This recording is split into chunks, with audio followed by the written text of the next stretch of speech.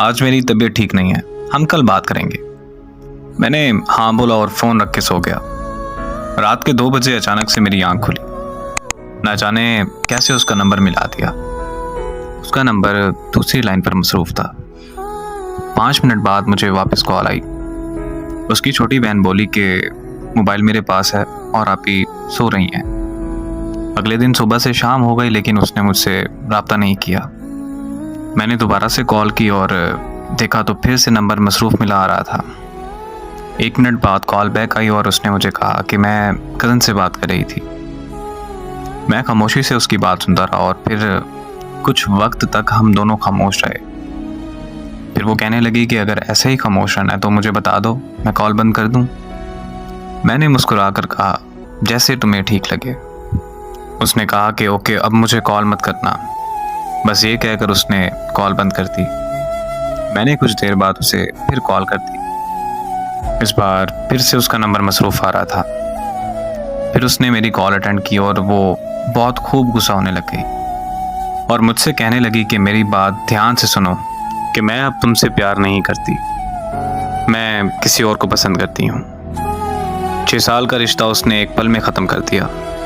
मैंने उससे पूछा कि आखिर कौन है वो लड़का। वो मुझसे कहने लगी, तुम होते कौन हो मेरी लाइफ में इंटरफेयर करने वाले। मैंने उससे कहा कि यार मैं तुमसे प्यार करता हूँ, तुम मुझे भूल गई। इतने में उसको किसी और की कॉल आई और उसने मेरी कॉल कट किए बगैर उसकी कॉल रिसीव कर ली। मैंने कॉल कट नहीं की। कुछ देर बाद उसने कॉन्फ्रेंस कॉल ले ली। कॉन्फ्रेंस कॉल में लड़का बोला कि हाँ भाई, तुम्हें क्या मसला है।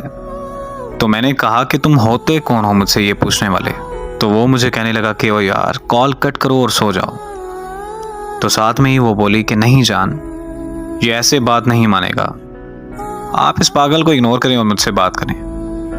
तो वो लड़का बोला कि हाँ, मैं भी तो देखूंगी ये कब तक कॉल कट नहीं करता। मोहब्बत में सितम की मिसाल और क्या तुम है। मैंने अपने महबूब को किसी और के साथ रोमांस करते देखा है। वक्त गुजरता गया और मैंने बहुत मुश्किल से खुद को संभाला। 3 साल बाद मुझे एक रॉन्ग नंबर से कॉल आई। मैं कॉल अटेंड करते ही उसकी आवाज़ पहचान गया। वो बोली कि कैसे हो तुम।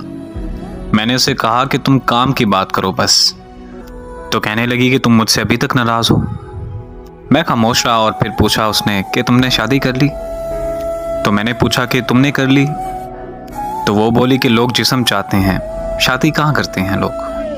बात यह है कि जिससे आप मोहब्बत करते हैं उससे कभी मोहब्बत ख़त्म नहीं होती, लेकिन इस तरह करने से आपकी ज़िंदगी में उस शख्स का वजूद चला जाता है।